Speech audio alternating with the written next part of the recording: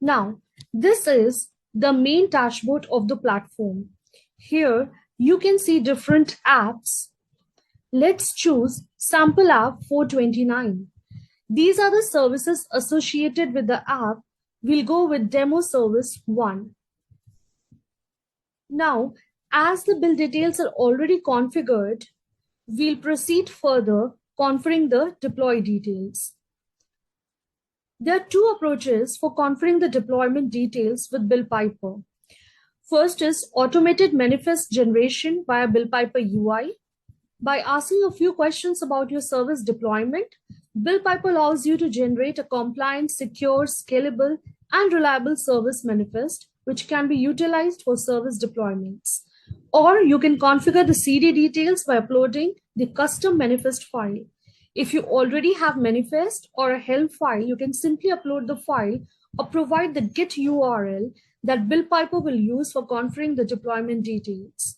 We'll choose to upload the custom manifest file. All you need to do is to specify a deployment name, enter the service you want to deploy. You have an option to define raw key value pairs. You can configure the deploy details via a manifest, uploading the manifest file, providing the Git URL, or via Helm templates.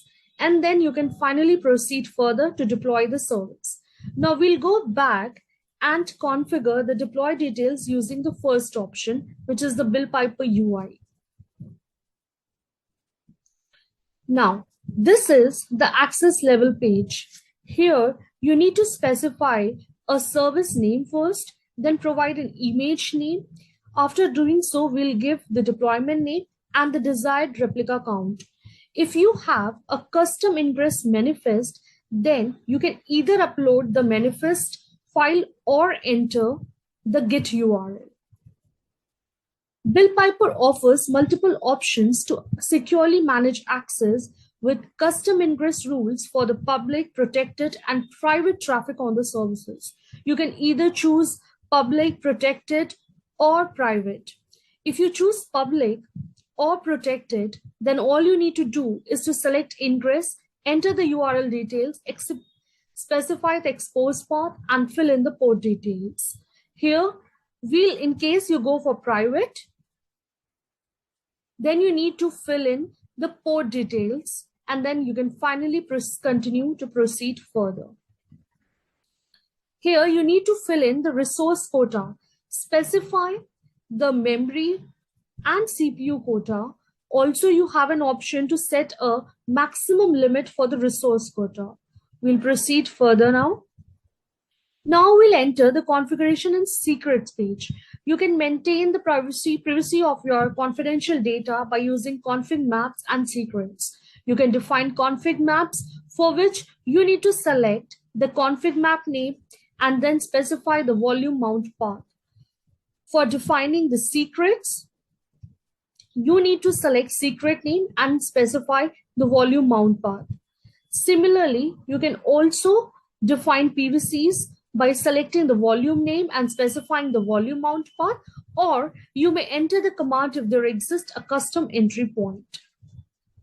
We'll now click on continue to proceed further. Now here we'll define the runtime environment variables. You can specify and define the raw key value pairs.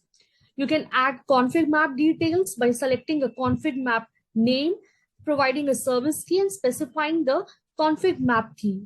You can also define secret details by selecting secrets name, adding a service key, and specifying a secret key. Similarly, you can also set up the other deploy details through UI-driven options seamlessly. You can add node and service affinity details. Then you can add liveness and readiness details.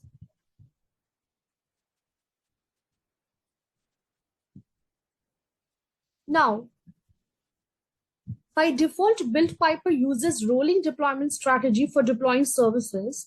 You have an option to choose to deploy services using the canary deployment strategy, in which you need to create the canary templates first, and later the deployment is executed in different phases.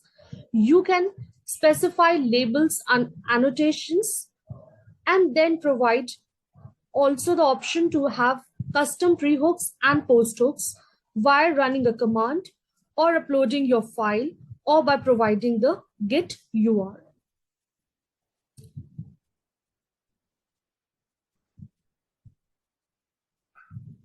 So